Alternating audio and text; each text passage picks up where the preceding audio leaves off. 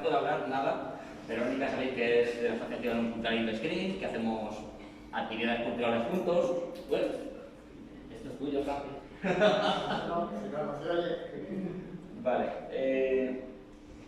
Que hacemos actividades culturales juntos, que tenemos en proyectos, varios comunes proyectos en común, Elche Leyenda, La Calahorra, que hemos empezado a hacer actividades a nivel cultural en Elche, y hace unos meses ya hicimos una charla de terapia regresiva en Algemesí. Me gustó mucho, pero me invitó, me dijo, oye, ¿por qué no aplicamos esto? Empezamos a trabajarlo. Y bueno, la verdad es que pues triunfó bastante, ¿no? Yo creo que gustó mucho. Entonces hemos repetido el formato aquí en Elche. ¿Vale? Pues hemos empezado aquí también a hacer actividades a nivel cultural dentro de la ciudad. ¿Vale? Más cositas. ¿Vero no puede hablar? Un poquito. Seguro que me entendéis, al menos con esfuerzo. Bueno, Moisés y yo nos conocimos hace un montón de años gracias al Centro Ilicitano de Parapsicología. Ahí es cuando empezó un poco nuestra andadura en el mundo del misterio y hemos ido un poquito en paralelo hasta que los tiempos presentes nos han hecho coincidir en este ciclo de charlas llamado Elche Misterioso. Hace 2 semanas era yo la que me ponía aquí, hoy le cedo testigo a Moisés, lo invito y le digo, cuéntales al mundo todo lo que sabes de terapia regresiva y por eso está justo aquí con nosotros. Muchísimas gracias. Vale. Gracias a ti.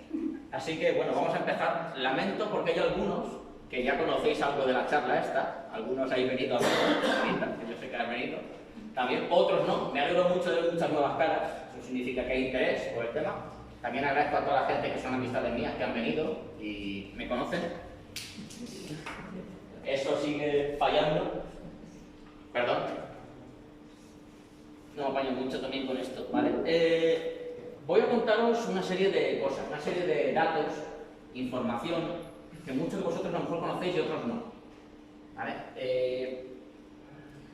La terapia regresiva y la reencarnación son 2 conceptos muy hinduistas, muy orientales. Aquí en Europa son unos conceptos un tanto extraños, pero vamos a ver un poco como que no tanto.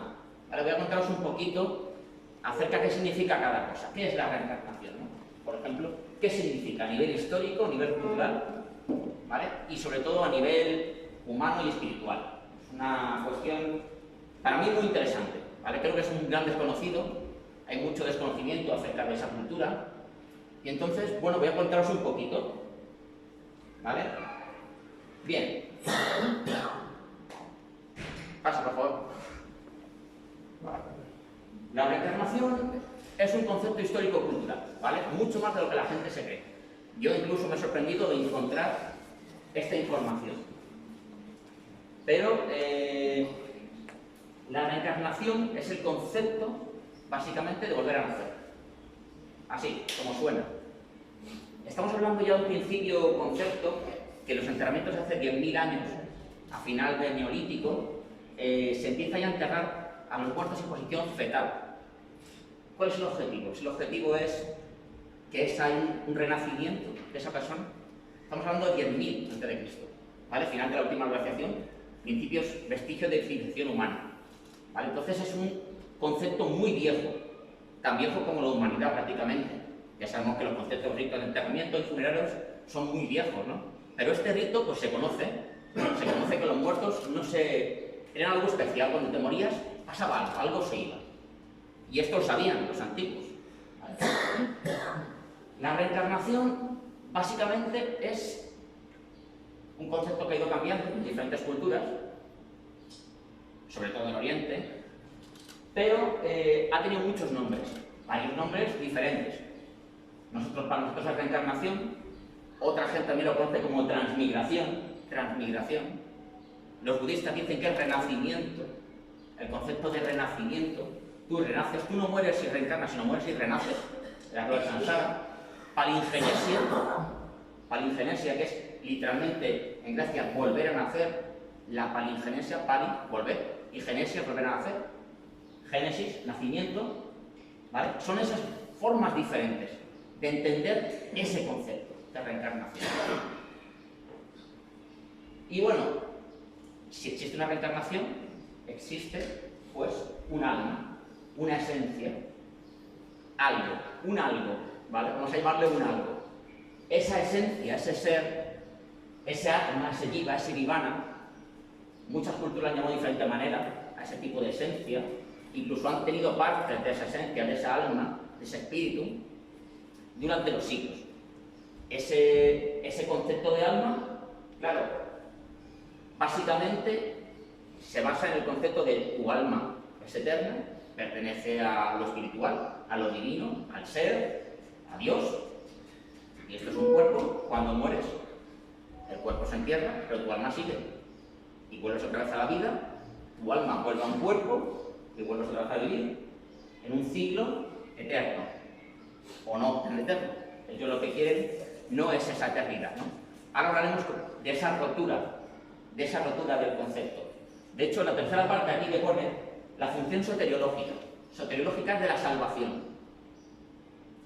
Realmente, también ese alma lo que está buscando es, ni más ni menos, que esa salvación, ese romper esa rueda, el samsara, que dicen los budistas, y dejar de vivir, dejar la rueda de la vida, la rueda de la reencarnación. Se acaba la rueda de la reencarnación y ya no sigue la reencarnación, ya no tienes que venir a la vida, directamente te liberas del cuerpo físico. Básicamente, así es. O ellos creen esto, ¿no? Yo lo respeto, yo lo traigo aquí para contarlo. ¿Vale? Por favor, pasa. ¿Vale? ¿Qué pasa? Aquí viene un problema. Si existe un alma, aparecen preguntas. Cada vez que hacemos una respuesta o conocemos un concepto, aparecen nuevos problemas con respecto a ese concepto que hemos abordado. Ni más ni menos. Si existe un alma, ¿cuál es el origen del alma? ¿Quién creó el alma? ¿Quién la creó? Dios, la esencia. Estaba allí, es eterna, es la divinidad. ¿Por qué se nos puso ahí? O sea, más preguntas. En lugar de tener respuestas, tenemos más preguntas. Si el alma es inmortal, ¿qué significa que el alma sea inmortal? Que el alma no puede morir, que el alma siempre está en el cuerpo, que el alma va al cielo, al más allá y se queda, ¿no? Una pregunta a mí que hacen los budistas muchos es acerca de si el alma se puede reencarnar en menos que un hombre. Y aquí hay controversia.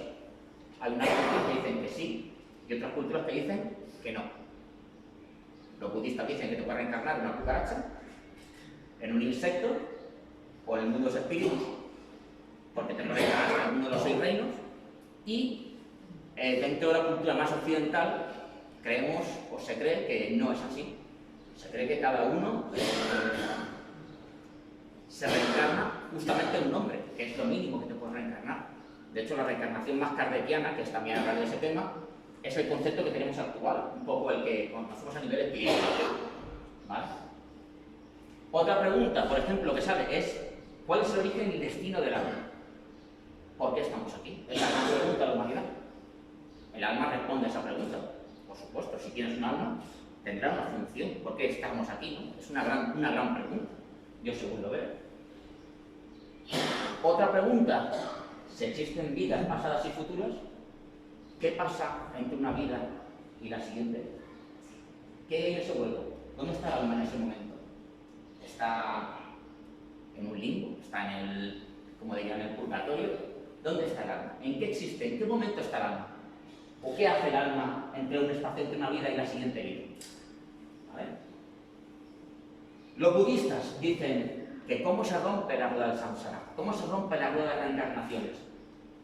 Si tú tienes una vida y estás reencarnado aquí, a lo mejor la función es no venir más. Mi tío lo pensó, los budistas lo pensaron, los hinduistas lo pensaron. Pensaron que había que romper esa rueda de ciclo de vida y muerte, que lo hablaremos un poquito, había que romperla.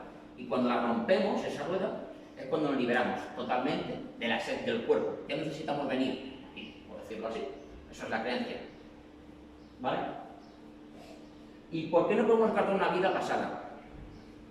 Bien, ahí entran más teorías más raras, ¿vale? Porque si no podemos recordar una vida es por un motivo. Hay unas leyes con respecto a la reencarnación que las culturas populares tienen. ¿Vale? Pasa, por favor, pero... Hay un par de fichas aquí, un par de imágenes acerca, que la veáis, es el ciclo de vida y muerte, cómo la vida y la muerte son dos caras de la misma moneda, como un ciclo infinito, en un círculo, en un símbolo infinito. Naces, creces, te haces viejo, pasas unas experiencias, mueres, y vuelves a nacer en un ciclo eterno, eterno, una y otra vez, ¿no? Y también, aunque no se ve muy bien, hay una... En la tapa de la derecha pone exactamente que cuando terminas el juego, el peón y el rey vuelven a la misma caja. Esto tiene muchas lecturas. Una lectura es que en la vida tenemos un papel. Ese papel es una interpretación de un personaje. Otros dirían que somos actores haciendo un papel en la vida. Y ese papel en la vida, ni más ni menos, es lo que nos toca interpretar. Uno será el bueno, otro será el malo, otro el rico, el pobre. Pero cuando tú mueres, la partida se acaba, tú vuelves a la zona intermedia, que llamaremos después, y después de esa zona intermedia, literalmente, todos somos amigos. Los actores son amigos fuera del papel. Entonces, las almas también son amigas fuera del papel. ¿Vale? Pasa, por favor, Mónica. Bueno, todas esas culturas, todas esas y más, otras más, han hablado del concepto de reencarnación. Como podéis ver, son muchas, principalmente en Oriente, pero también en Occidente. ¿Vale? Estamos hablando de hinduismo, por supuesto, budismo, jainismo, sintoísmo, sijismo, taoísmo, zoroastrismo, hermetismo, chamanismo, religión celta, judaísmo, Grecia, Roma, cristianismo, catarismo, espiritismo, teosofía, New Age. Todos son corrientes que están diciendo lo mismo, y hay más. ¿Vale? Prácticamente todas las culturas han reconocido ese concepto de reencarnación. Ese concepto está, en una u otra forma, dentro de sus bases. Este es un mapa que he hecho, en el que se explica un poco históricamente cómo es la reencarnación desde sus orígenes. El origen principal, ahora montaré, nace en India, ¿vale? Y desde India se expande a Tíbet, se expande a China, se expande a Japón, se expande por toda Anatolia, llega a la Magna Grecia y más adelante llega a Europa. ¿A qué? A través de las rutas de comerciantes, a través de ideologías, va viajando, como sabéis, hemos habido transmisión cultural en aquellos años. Estamos hablando del siglo del 15 al 10 antes de Cristo. Estamos hablando de 1000 años antes de Cristo. Son conceptos muy viejos. Para llegar a Grecia en el siglo IV, siglo V antes de Cristo. Y en Grecia se conoce ese concepto. Se conoce ya el concepto de reencarnación, de transmutación, que ellos llaman después metempsicosis. Ahora hablaremos un poquito también del concepto metempsicosis. Pasa, por favor. ¿Vale? Y voy a contaros un poquito acerca, pero muy rápido, de las diferentes culturas. Para empezar, los hinduistas, las religiones dármicas, que son donde aparece este tema, ellos ya lo nombran, son los primeros que lo nombran, de hecho. La primera aparición que se seguro es en los Upanishads, que son esos textos filosóficos hinduistas.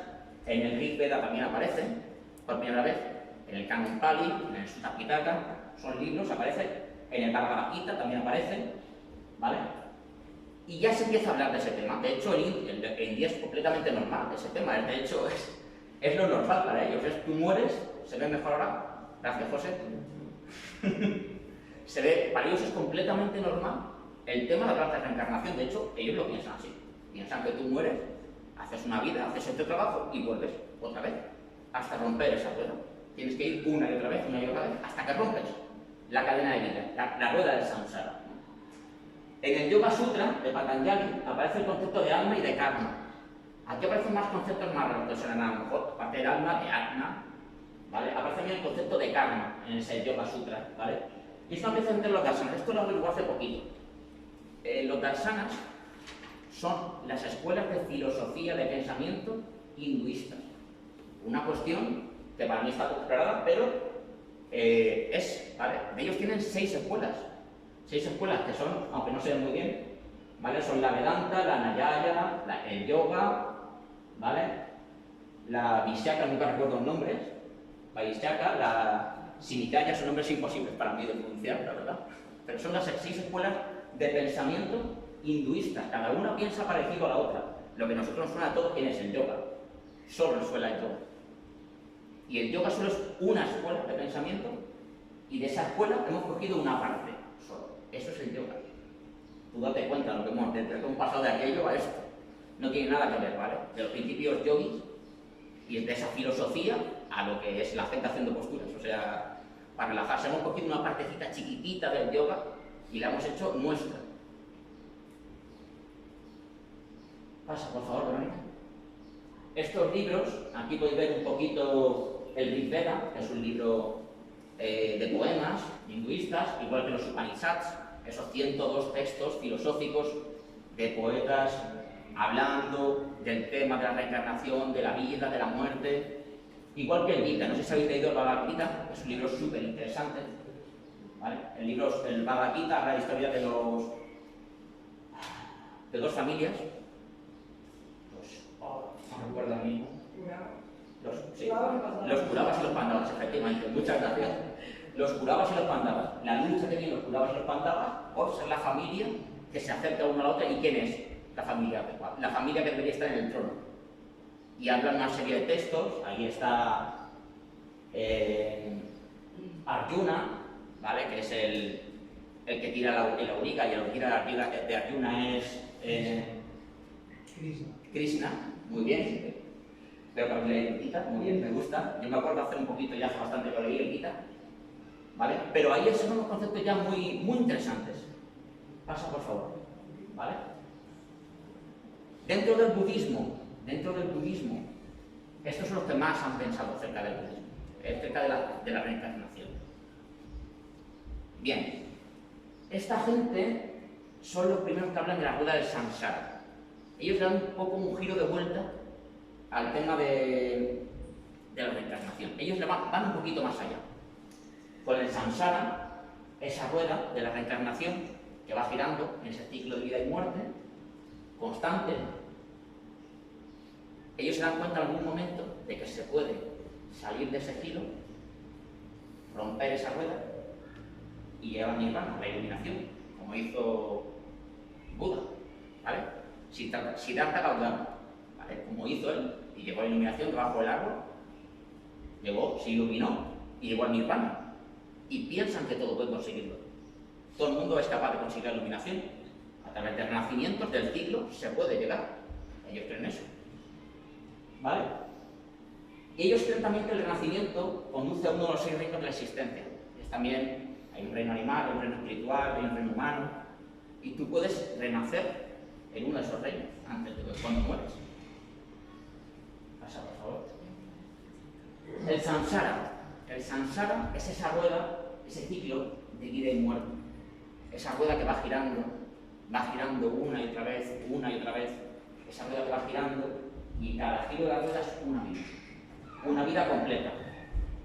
Claro, alguien se dio cuenta de que tú vivías en esa rueda constantemente y podías llegar a salir de la rueda, salir del concepto de samsara, sales de esa rueda y ya no reencarnas. Es un poco el concepto que tienen ellos, el concepto de que hay que romper la rueda del samsara, hay que romper a través de ¿qué? Del karma, del dharma interno. Es como se tiene que romper esa rueda del samsara. Karma y dharma, conceptos que os harán seguro 100%. El karma es ley, es causa-efecto, ¿vale? Es una ley que se opera, sinceramente, desde lo que tú haces, es lo que recibes, pero no es tan así.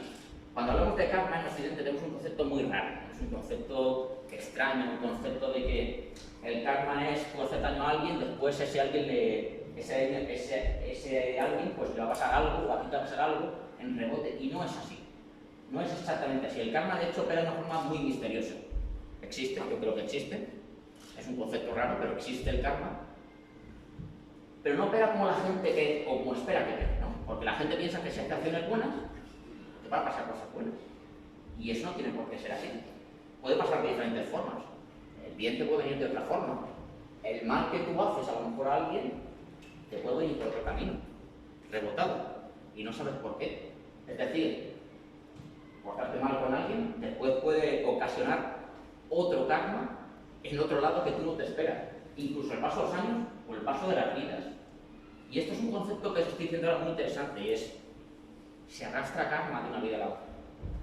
Como bien sabéis, se arrastra el karma. El karma vas acumulando y lo vas pagando. Así es. ¿Vale? Entonces hay gente, incluso hay alguna gente que dice que se paga karma o eliges cómo pagar karma. Cómo pagar ese karma entre una vida y otra, ¿no? Hay gente que dice, no, yo quiero venir a esta vida, pero una cosa rápida sufriendo mucho. 20 años de sufrimiento y me quito karma, ¿no? Y nace, yo qué sé, en un país tercermundista, mutilado, y tiene que vivir toda su vida arrastrándose para conseguir algo de comer, y es maltratado, mutilado, esclavizado o cualquier otra cosa. Eso es un karma gordo, muy gordo, ¿vale?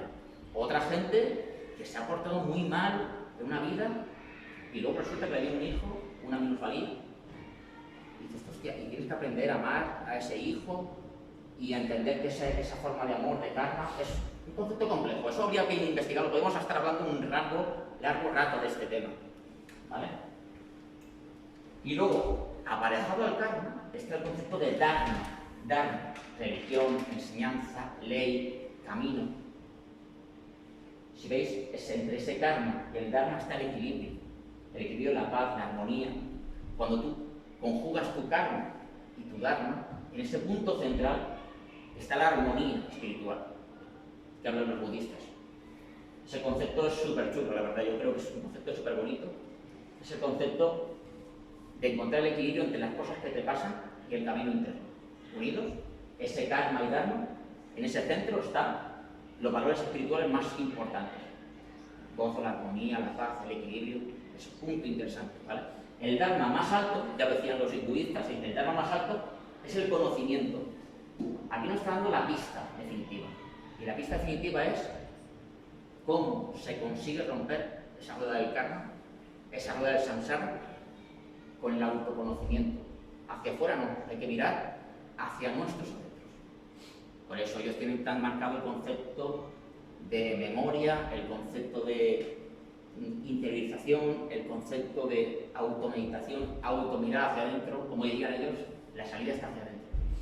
La salida no está hacia afuera, la salida está hacia adentro. Si tú miras dentro de ti, puedes encontrar el camino hacia el equilibrio. Bueno, otras religiones que también hablan de este tema son el jainismo, ¿vale? Que también es una religión muy vieja, el cual es el concepto de moksha, de la salvación. El taoísmo, que ese concepto está en China, ¿sabéis? En China se existe el Tao. Ahí existe una deidad que es Menpo, la diosa Menpo. La diosa Menpo borra las almas, es la diosa del olvido, ayuda a borrar las almas. Cuando tú mueres, ¿vale? Sabéis que tú cuando llegas a la liberación te fundes con el Tao, desapareces, llegas a no ser. Es un concepto que en Europa va bastante miedo, porque queremos ser, pero en Oriente el objetivo es no ser. Cuando tú no eres, has alcanzado el nirvana. Llegas a un momento que sueltas totalmente todo y ya no eres. El enemigo es el ego, lo sabemos, el enemigo es el ego. El enemigo es el creer yo soy. Ellos, su meta es llegar a no ser. Por eso ellos no cambian y dicen que todo debe ser igual, para eliminar ese ego que es el enemigo de la salvación, de esa soteriología. Los sijís, que también, otra religión hinduista, por cierto, hay un templo sijí que han abierto en Alicante, lo encontré hace poquito. Hay un templo de sijís, el sijismo sigue estando, ¿vale?, en Alicante, y ellos también creen que hay que transmitir de un cuerpo a otro por parte de su evolución. Sintoísmo, una evolución del taoísmo, que es mezcla animismo y chamanismo, ¿vale? El sintoísmo nace que está en Japón, ellos también tienen el concepto de kamis, esos espíritus japoneses, y ellos también creen en la reencarnación, por lo menos algún tipo, una proto-reencarnación, que te puedes quedar como un espíritu cuando tú mueres. Cuando tú mueres, tú no te puede ser que no te vayas, o sí, y puedes renacer también, ¿vale? Bien, más occidental ya, hermetismo. ¿Lo conocéis algunos? ¿Conocéis el hermetismo? ¿Alguien no conoce hermetismo? ¿Nadie sabe? ¿No conoces el hermetismo? ¿Hermes Trismegisto? Hermes Trismegisto, ¿vale? Hermes Trismegisto, que es el dios Tot, ¿vale? El dios Tot, literalmente para los egipcios, habla de ese concepto también hermetista. Hay muchos principios hermetistas. El principio 1 es como es arriba, es abajo, una equivalencia, ¿vale? ¿Os acordáis alguno? Pero ahí sí que, por ejemplo, podemos encontrar cosas como cuántos cuerpos tenemos que atravesar, cuánta parte de demonios, cuántas series de repeticiones y ciclos de estrellas antes de presionarnos hacia el uno solo. Es decir, la unión con el uno vuelve a estar dentro de su filosofía, de los herméticos, ¿vale? Fijaos, lo que no tengo el puntero, como dentro del triángulo hay tres partes, alma, espíritu, cuerpo. Las tres partes del triángulo hermético, ¿vale?, están dentro también. Aquí ellos ya conocen el concepto de la separación de alma en dos partes, alma y espíritu. Un concepto también que está muy después en Grecia. Ya entramos en Grecia, Desde Magna Grecia, ¿vale?, pasa toda Turquía, llega hasta Grecia, de Grecia pasa a Roma y de Roma pasa a lo que nosotros conocemos, a los celtas y a más sitios, ¿vale?, a muchos más sitios. También se expande para África y se expande para muchos más sitios. En Grecia, ya estamos en Grecia, siglo IV a.C., Platón, Aristóteles, orfismos, pitagorismos, ¿vale? Hemos cambiado totalmente, ya hemos dejado Oriente, hemos venido a Occidente y cambiamos con la filosofía nuestra a esa forma de entender también ese concepto oriental, ¿vale? Orfismo y pitagorismo, como sabéis, en las escuelas filosóficas, ¿vale?, de esas escuelas filosóficas, Platón, Plotino, los neoplatónicos, y os hablan también de ese concepto. Ellos ya entienden que había un alma, había un algo, pero aquí ellos dan una vuelta de tuerca, hay una parte más hacia ellos, ¿vale? Y hablan de la metempsicosis, esa palabra de los griegos, que se va a salir de la tradición de la construcción de un triple, el triple componente espiritual. Aquí ya no queda un alma, una esencia del cuerpo, hemos metido una parte más del espíritu, el alma, del cuerpo. Tres componentes. Esos tres componentes que tiene literalmente la esencia humana, ¿vale? No sé si conocéis la esencia, la metáfora del caballo. Es el hombre, es un concepto muy espiritista, ¿vale? Un hombre va en su carreta y tirado de un caballo. En el momento que la carreta se rompe, el hombre se monta en el caballo y sigue su camino. La carreta es el cuerpo. El hombre es el espíritu y el caballo es el alma. No sé si habéis oído esta metáfora. La metáfora, ¿vale? Realmente, cuando tú te desprendes de tu cuerpo físico, sigue existiendo una esencia de ti. Tu conciencia y tu alma van juntas. Ese cuerpo mental y el cuerpo espiritual van juntos, ¿vale? Seguimos.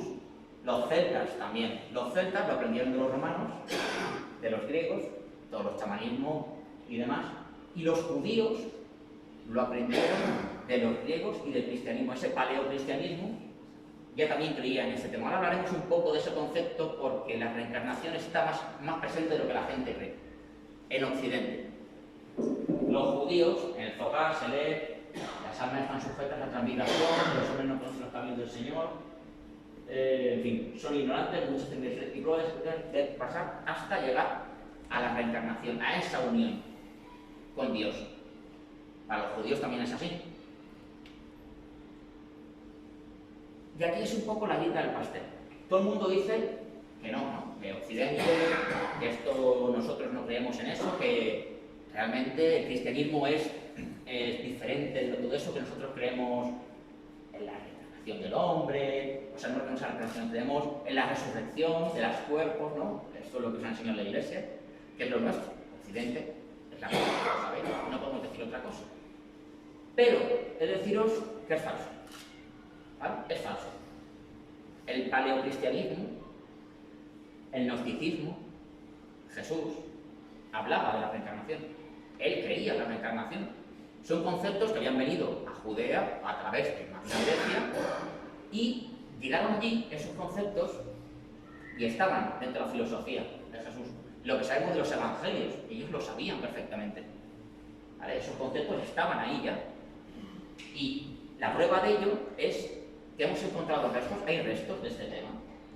¿Por qué pasó esto? En el Concilio de Nicea, Justiniano se da cuenta, bueno, hay varios firmas de la nación de Iglesia, se piensa un momento en el Imperio Romano, si tenemos que ser seguidores de Jesús o seguidores de Mitra, no sé si conocéis este tema.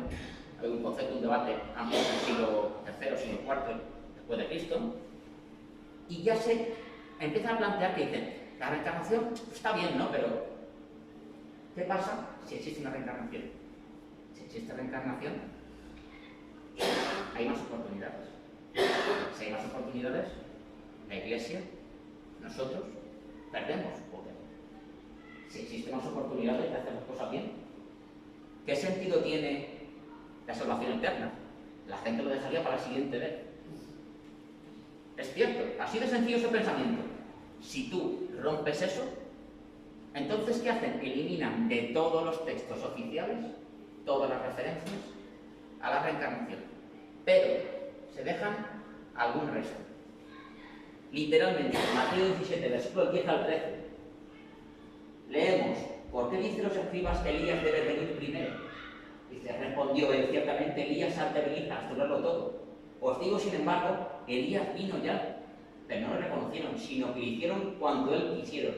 Así también el Hijo de Dios del Hombre tendrá que aparecer de parte de ellos. Entonces los discípulos comprendieron que se refería a Juan el Bautista. Esto lo pone en las Escrituras. Es una prueba clara de que Jesús sabía de la reencarnación de Juan el Bautista. Sabía, él lo conocía. Este texto se olvidaron de él. Se olvidaron completamente y no lo borraron. Pero ahí está, es una prueba de que existía ese concepto dentro del cristianismo. Un concepto borrado, sí, pero concepto al fin y al cabo. Ya llegamos a la zona cercana, Catarismo. ¿Conocéis ese grupo de gente que vivían en el siglo XIII, XII, los cátaros, que la doctrina de almas, su doctrina de almas es acerca de la salvación? Los cátaros huyen un poco del cristianismo y ellos también aceptan la reencarnación. Dicen que la única forma de llegar a ser, de romper esa rueda, de no reencarnarse, es la vida justa y la vida asceta, una vida liberada de los placeres mundanos. Si os dais cuenta, no está tan lejos de los hinduistas y de los budistas, no está tan lejos, pero estamos hablando de muchos siglos de separación y muchos kilómetros de distancia. Llegaron a las conclusiones parecidas. Pasa, por favor. Bueno, vamos bien de tiempo, más o menos, sí. ¿Vale? Voy a hablaros un poquito ahora de esta parte que creo que es la parte más interesante para que os va a gustar a todos, que es la parte de terapia regresiva. ¿Vale? ¿Qué es la terapia regresiva? Ya hemos hablado de la reencarnación, hemos hablado de karma, hemos hablado de dharma, de dónde salen los conceptos. Ahora vamos a la parte de la terapia regresiva. ¿Qué es exactamente la terapia regresiva? ¿De qué va esto, no? ¿De qué va este rollo de la terapia regresiva? ¿No? Y aquí pues hablo un poco de la hipnosis, del mesmerismo, de quién ha sido, de qué fuentes he aprendido, de dónde he leído. ¿Vale? Pasa, por favor, Mónica. Uy, aquí no sale, bueno. La hipnosis. ¿Qué es la hipnosis? ¿Alguien no sabe lo que es la hipnosis? Tenéis un concepto quizás errado, el concepto de un tío, como un mentalista, un mago, ahí en televisión aquí, a ver, Verónica duerme tal.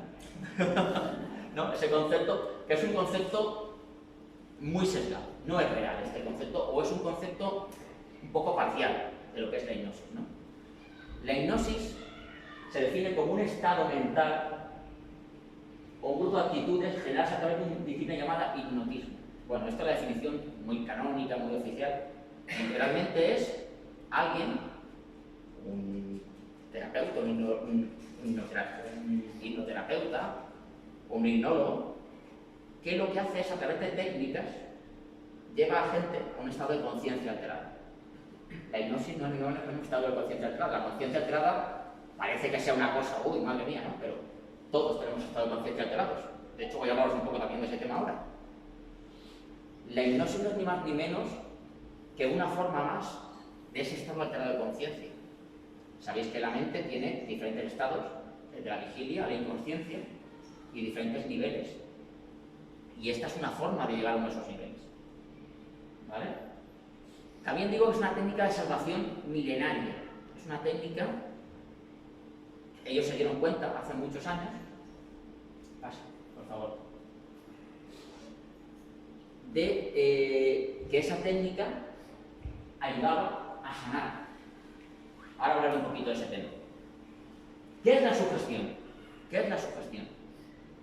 Sugestión es lo que hace el hipnoterapeuta, el hipnólogo. ¿Qué hace? Influencia que alguien o algo provoca sobre la manera de pensar o de actuar de una persona. ¿Qué hace? Alguien llega, dice unas palabras a alguien, le dice 4 cosas y lo sugestiona. Y esa gente obedece. ¿Vale? Por ejemplo, Vero, levanta la mano. ¿Ves? Ya está sugestionada, ¿vale? Es al fin otra forma de sugestión, ¿no? Un poco leve ahí. Pero cualquier persona es posible de sugestionar, porque todos somos personas y todos podemos llegar a entender. Ahora está la voluntad de la persona. La voluntad de la persona sobre quiere o no quiere. Tú has levantado la mano porque has querido. Pero está la capacidad. Y sobre todo eso voy a hablaros un poquito ahora también, ¿vale? En un momento de un tiempo, Mesmer se veía como este tema, con unos hilos, manipulaba a las personas y decía, haz lo que quieras, estar con ellos. No es cierto esto, ¿vale? Voy a hablaros un poquito de ese tema, ¿no? Anton Mesmer, que es este señor de la derecha, fue el primero que trajo la hipnosis moderna. Anton Mesmer era un señor, era uno de estos de las sociedades actuales de ese tipo, del siglo XVII, XVIII, ¿vale? Que se dio cuenta de que había unas técnicas de manipulación mental, ¿vale? Él no inventó nada, simplemente la extrajo a Occidente y empezó a hacer funcionar esas técnicas. Esas técnicas, por ejemplo, que ya estamos, por ejemplo, en Egipto. En el Egipto faraónico, hace 1500 años, ya existía el concepto de sugestión y el concepto de hipnosis. Ellos llegaban al faraón o al iniciado y le decían una prueba que era ir andando alrededor del templo dando vueltas. Entonces, claro, alrededor del templo había un tío que le decía, está cansado, tal, y lo iban sugestionando por el camino. Entonces ese tío, imaginaos, ya llegaba a un estado de relajación, ya a un estado de trance profundo cuando llegaba al templo. Ellos también se dieron cuenta, los egipcios, de que la presencia, la palabra, era mágica. Tú llegabas a alguien y le decías, sana, y esa persona sanaba. ¿Por qué? Porque el sacerdote, la palabra es oro, la palabra es magia. Esa palabra que es magia tiene actitud positiva en la gente, ya se dieron cuenta. Durante todas las culturas chamánicas llegaba alguien y era capaz, por ejemplo, de sanar a alguien a través de la hipnosis. En los símbolos chamánicos, en las culturas tribales, una persona se enfermaba y había una sugestión. Tómate estas raíces y te curarás. Tómate esto y tal. ¿Por qué? Porque había una fe, una creencia, se sugestionaba y la mente hacía una parte del trabajo. Esto parece mentira, pero es así, literalmente. O sea, se estudia en psicología. Conocéis aceptar el placebo y el nocebo, son conceptos que están ahí. Conceptos de que las pastillas rojas grandes curan más que las pequeñas blancas. Es verdad, ¿no? Las pastillas rojas y gordas y qué mal saben, curan más que las pequeñas y blancas, que llevan exactamente lo mismo. Ese concepto. Entonces la sugestión que existe hoy en nuestro día, que se estudia en psicología, afecta de tal manera a la mente humana que es capaz hasta de sanar. Podría llegar a sanar solamente con la sugestión. De hecho, se han hecho estudios muy interesantes acerca de usar la hipnosis como terapia complementaria a la medicina tradicional. O sea, la medicina hace su trabajo, por supuestísimo. La medicina sana a la gente. Pero si tú crees que te va a sanar, te sana más. O sea, se han hecho pruebas literales y se ha comprobado con grupos de pacientes solo medicación con hipnosis, y el número de recuperaciones es mucho mayor. Es decir, la gente sana. Incluso hay más tipos de, por decirlo así, de hipnosis, no solo la hipnosis con trance, que es la que conocemos en el mundo, sino hay más tipos de hipnosis que también ayudan a sanar. ¿Vale? Pasa, por favor. ¿Qué es el trance hipnótico? El trance hipnótico es cuando tú entras en un estado profundo de relajación, ¿vale? No tengo el pendrive este para señalaros, pero bueno, básicamente todos trabajamos siempre y estamos ahora mismo, todos estamos en beta, algunos estarán más cerca de alfa quizás, ¿vale? Beta, alfa, teta y delta. Esas son las 4 tipos de ondas que podemos emitir cerebrales. Beta es alerta completa, ¿vale? Alfa es entre la alerta completa y la relajación suave, ese estado intermedio. Teta es relajación profunda y delta es prácticamente sin ningún tipo de onda. Es el estado más profundo que se puede alcanzar, ¿no? Siempre en hipnosis se consigue en un estado entre alfa y teta, no se consigue nunca en delta. Delta es absoluta inconsciente, ¿vale? Es un sueño profundo, prácticamente como si fuera un coma inducido, ¿no? Hay gente que puede llegar a eso a través del pensamiento. Pero bueno, una palabra, una frase que me gusta mucho es la de Erickson, Milton Erickson, es el creador de la programación neurolingüística, que dice: la hipnosis es el individuo respondiendo al individuo. Ese diálogo interno que te puedes tener contigo mismo, ¿vale? Y aquí voy a hablaros un poquito de una cosa, ¿vale? El iceberg, el iceberg del inconsciente y la mente. Fijaos que el consciente, la parte que nosotros creemos yo soy, ¿no?, es entre un 5 y un 15%. Sin embargo, el resto, del 85 al 95%, es el inconsciente, lo que no se ve. Ahí es donde está todo. Los recuerdos, las emociones, la represión, todo lo que ha pasado en tu vida y, según la creencia, lo que no ha pasado en esta vida también está ahí, en el inconsciente. Solo es a través de esa meditación o ese estado alterado de conciencia, como es la hipnosis, donde podemos sacar esos recuerdos del inconsciente a subconsciente o al consciente. No podemos sacarlo así. Tú no puedes sacar un recuerdo del inconsciente como quieras. Tú no puedes acordarte qué comiste el día de tu, no sé, el día de hace 5 años en un día normal y corriente. No podrías, pero está. En tu mente está. En ese mar del inconsciente está todos los recuerdos, todas las caras, todo lo que he hecho en esta vida. Es el gran mar. No sé si habéis visto la película del revés. El mar, el océano el océano de los recuerdos, ¿no? ¿Os acordáis de esa escena de la película? El mar de los recuerdos. Ese es el inconsciente. Es un mar de recuerdos, un mar de sensaciones. Está todo, absolutamente todo está ahí. Muchas cosas se desechan porque no nos interesan y otras las tenemos más a mano, pero están todas ahí. Y hay algunas que hay que desenterrar. Bueno, ¿qué es la terapia regresiva? La terapia regresiva es básicamente, a través de un estado alterado de conciencia, traer al consciente un recuerdo de una vida pasada. Así de sencillo. Llega alguien, un terapeuta, llega alguien, que induce a alguien con un sueño profundo, un trance, y a través de ese trance,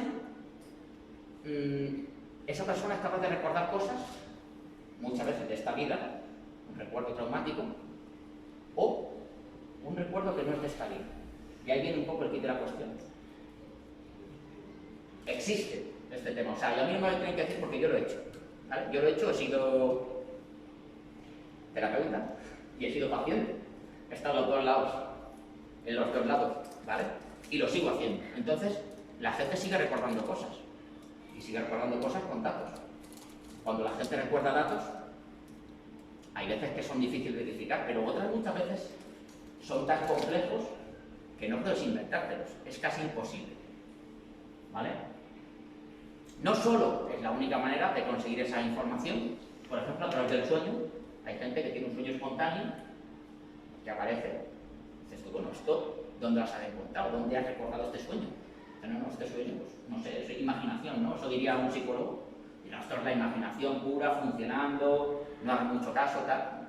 Pero sin embargo, hay veces que esos recuerdos espontáneos aparecen de una vida pasada, pueden aparecer a través del sueño y tú lo puedes recordar, igual que recuerdas un sueño normal y corriente. Hay sueños recurrentes, hay gente que soñaba a lo mejor que moría de una forma, pues hay un recuerdo traumático que le persigue de otra vida y aparece, se manifiesta en el consciente. Esos son casos que pasan, entonces hay que sanarlo, ¿vale? la hipnosis con trance solo es una herramienta, pero existen más. O sea, no es... Cuando hablo de hipnosis, la gente piensa que está dormido, que está soñando, que tal, que... Pero no, hay más formas. Una persona simplemente con hablar, con esa charla, con una programación neurolingüística, con una meditación, puede llegar a recordar. No hace falta llegar a este trance completo y profundo para recordar. Muchas veces sí, ¿vale? Y sobre todo la última parte, el objetivo de la terapia no es otro que la sanación. Realmente la gente se somete a esta terapia porque quiere sanar, o quiere conocer, o hay algo que no le gusta y quieren cambiar. ¿Vale? ¿Cómo se sugestiona una persona? Esto os lo conté, me parece, a vosotros la semana pasada, que es la terapia, la metáfora del conductor. Esto que llega alguien y dice, no, usted coja y conviertas en pollo, qué frío, qué calor, ¿vale? ¿Por qué?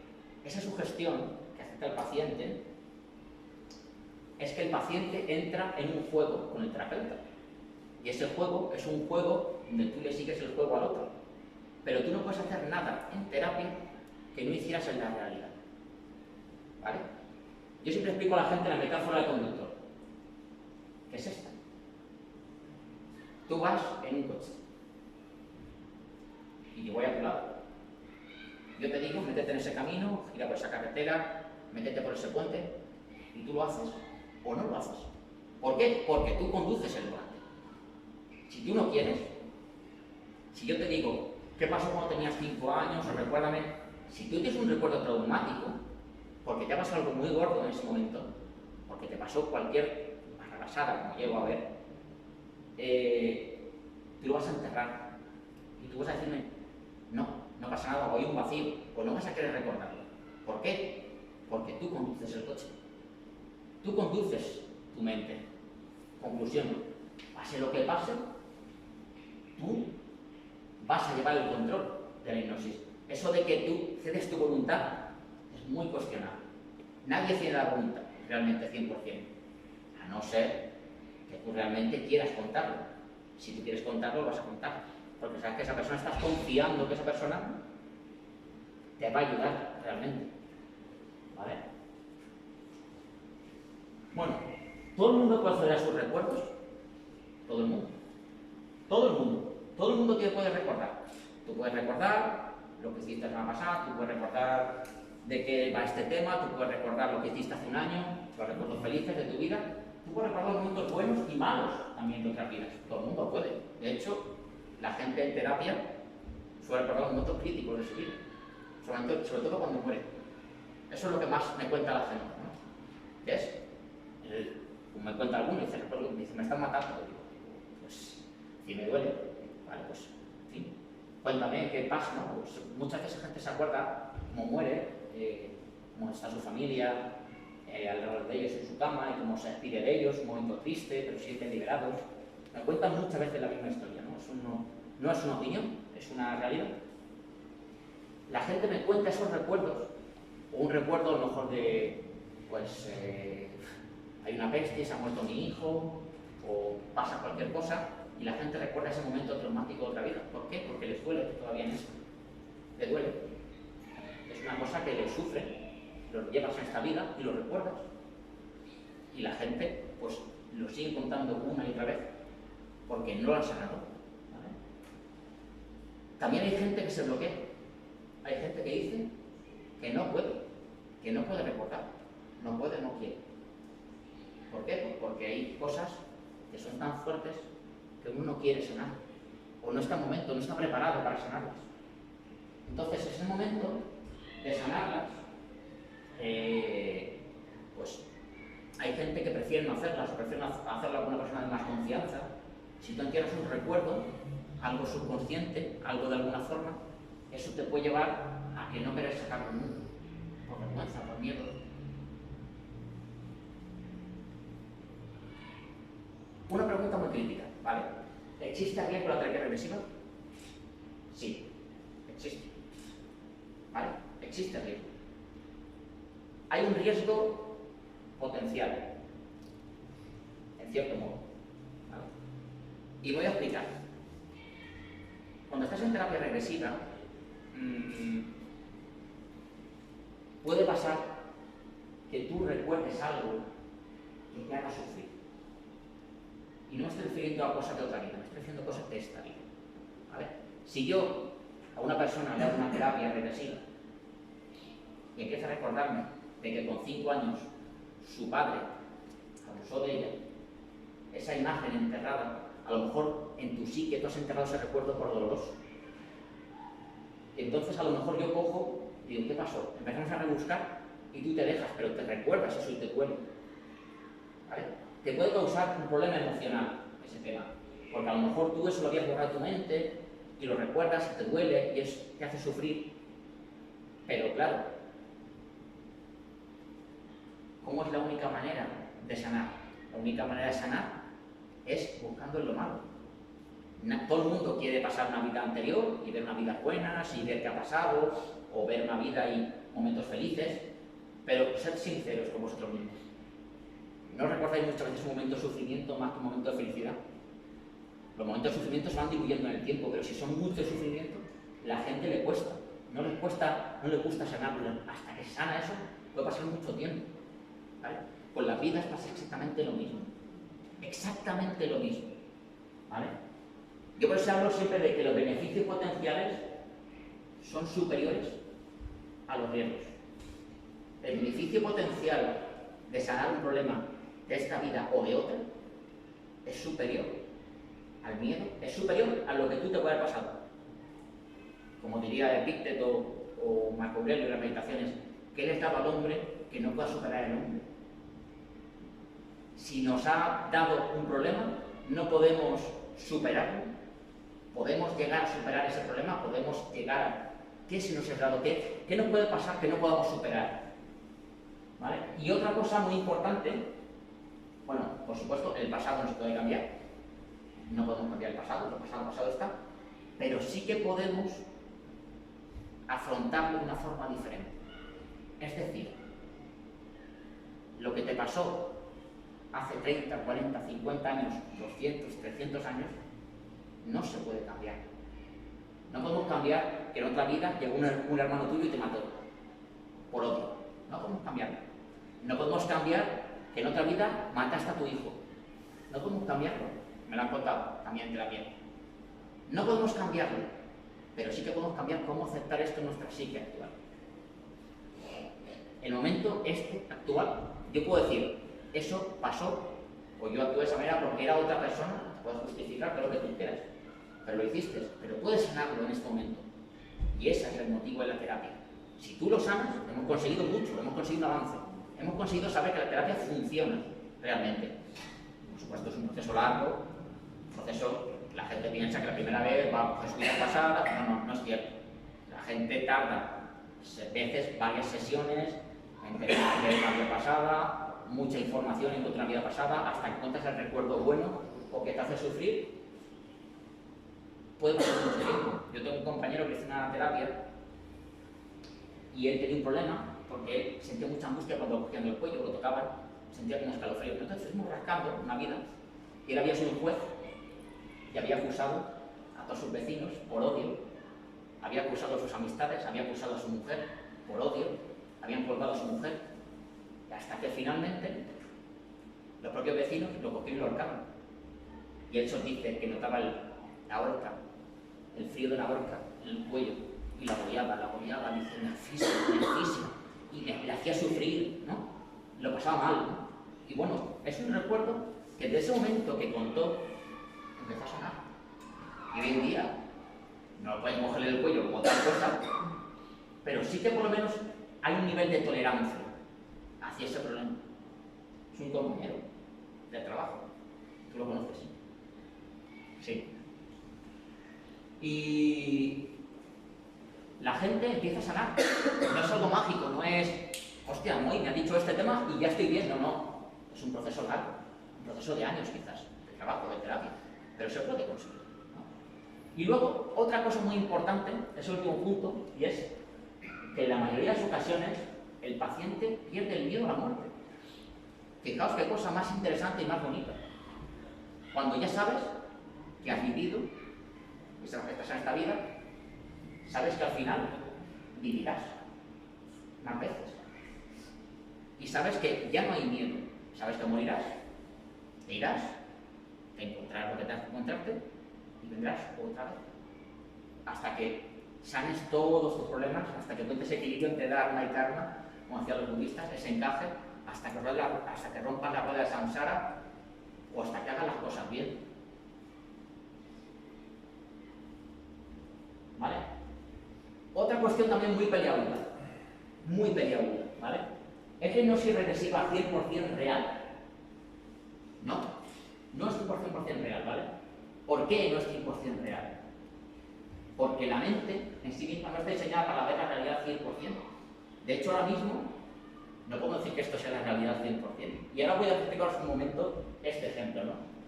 En la terapia regresiva, tú cuando recuerdas algo, tú por ejemplo recuerdas a la mujer que comiste ayer, ¿vale? Y recuerdas la ropa que llevabas, pero no puedes recordar toda la información que está alrededor tuyo. Puedes recordar que estabas con tu mujer, o que estabas con tu amigo, o con tu compañero de trabajo, pero no puedes recordar qué gente pasaba por la calle, qué sensaciones olfativas tenías, si hacía calor, si hacía frío, qué ropa llevabas. Son detalles tan pequeños, tan superfluos, que no te das cuenta. Están ahí, están en tu inconsciente, pero los has desechado.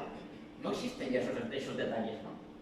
Entonces, cuando tú recuerdas algo en la terapia regresiva, el porcentaje de validez está entre el 65 y el 70%.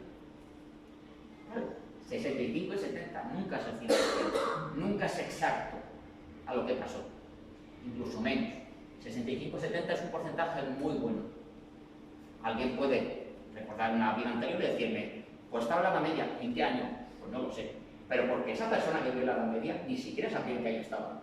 Esa misma persona ni siquiera sabía el concepto de calendario. Si era un campesino, obviamente diría, pues no sé, el año de las lluvias, no, nunca, es muy raro que te digan el año tal, a lo mejor te dicen un siglo, ¿no? O te dicen, ¿quién es el rey? El rey era, pues el rey, yo qué sé, Juan, o el rey Pedro, yo qué sé, ¿Pedro quién? Ah, pues no lo sé, porque ni siquiera esa persona lo sabía, a lo mejor era un nombre. Es decir, no porque te estén mintiendo, sino porque esa persona no lo sabía en ese momento, entonces obviamente no te engañan, simplemente es que no lo saben, o no lo recuerdan, porque son detalles superfluos que tú has desechado también en la vida. Así que te va a decir que lo mataron o qué pasó. Y yo lo digo muchas veces porque es que mucha gente se moría. Mucha gente se moría, sobre todo a la media. La gente se moría muy rápido.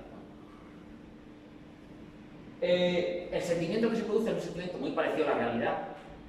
Es un sentimiento muy emocional, muy emocional. La gente llora en terapia. La gente llora mucho en terapia. Llora porque una amiga que me contó lo que mató a su hijo, estaba muy avergonzada y lloraba largamente. Y dice, yo recuerdo tirar a mi hijo por un barranco y después tirarlo yo detrás. Esto me lo contó en terapia. Ella estaba muy afligida por ese sufrimiento, por ese castigo, y dice que mató a su hijo y después se tiró. Y ella ese sufrimiento que tenía lo quiso contar y lo decía llorando, lo decía sufriendo de verdad porque lo sufría, lo llevo eso mal. Pero bueno, son historias de vida, ¿vale? Y ahora una pregunta muy rara, y sobre esa imagen, ¿qué es la realidad? ¿Qué es la realidad? Fijaos que hay tres personas. La persona con las gafas triangulares ve el animal como un triángulo. La persona con las gafas cuadradas ve el animal como un cuadrado. La persona con las gafas redondas ve el animal como un círculo. Hay más gafas. Hay unas gafas octogonales, no se ve bien, ¿vale? Pero ¿qué es la realidad?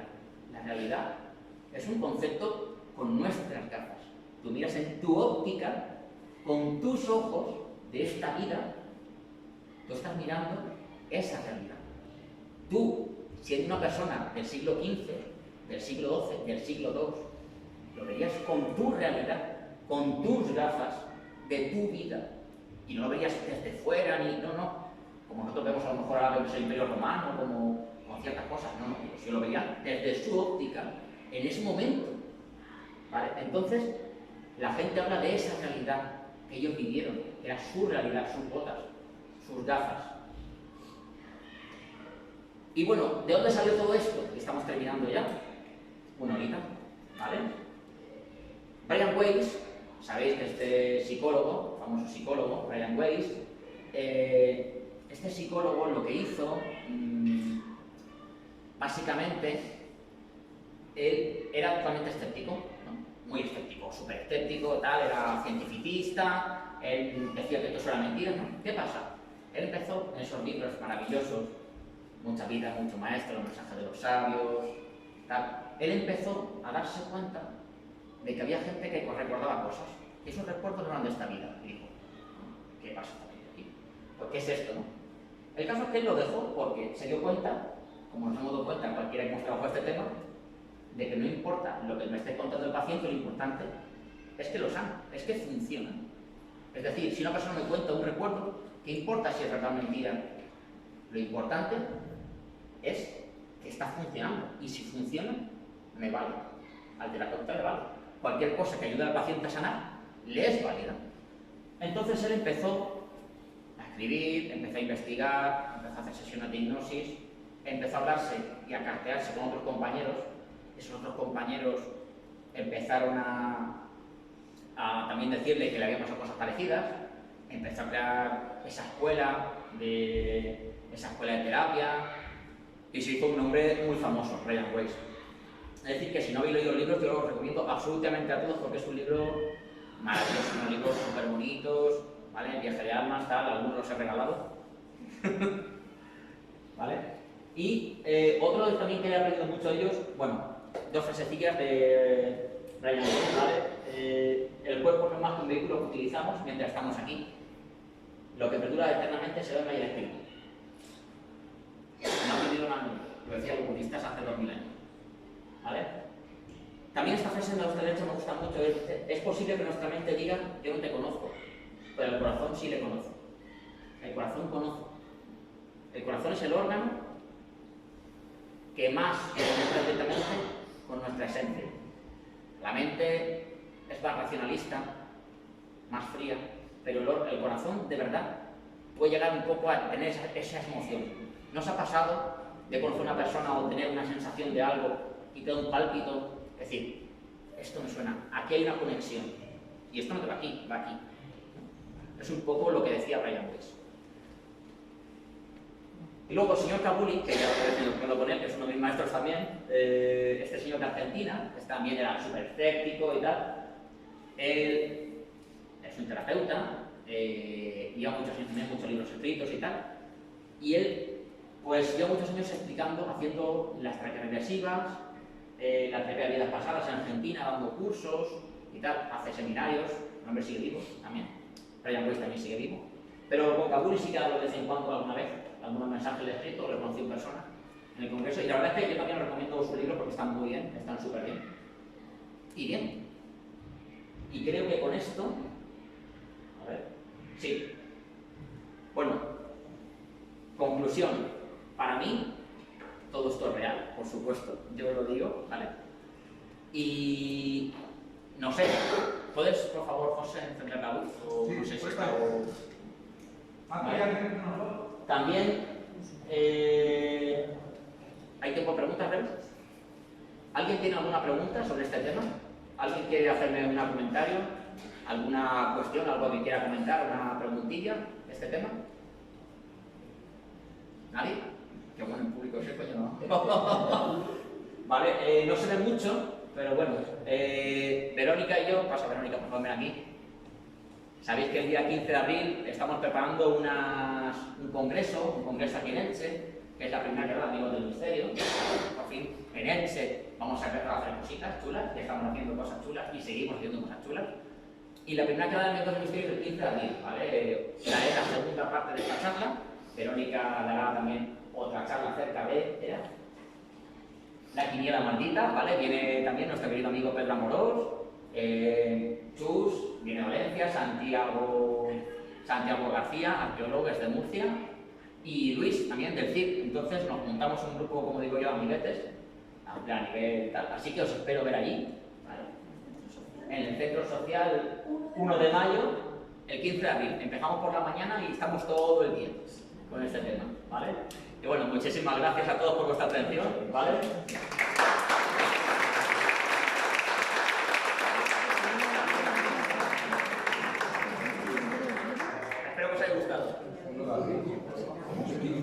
15 de abril, sí, es centro 1 de mayo. No,